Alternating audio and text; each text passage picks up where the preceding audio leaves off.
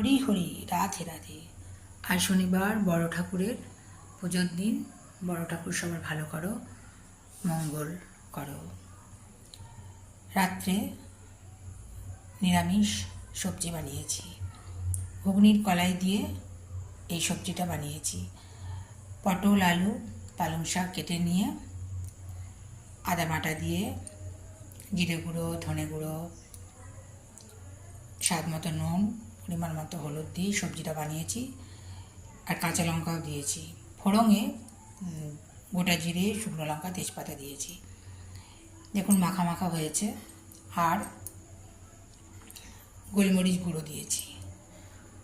আপনারা দিনের বেলায় করলে একটু ঘি দিতে পারেন গোলমরিচ গুঁড়োর বদলে, রাত্রে বলে দিইনি। আর পরোটা বানিয়েছি, সাদা তেলে করেছি কিন্তু। ভালো থাকবেন বন্ধুরা, সুস্থ থাকবেন, আনন্দে থাকবেন এবং শান্তিতে থাকবেন।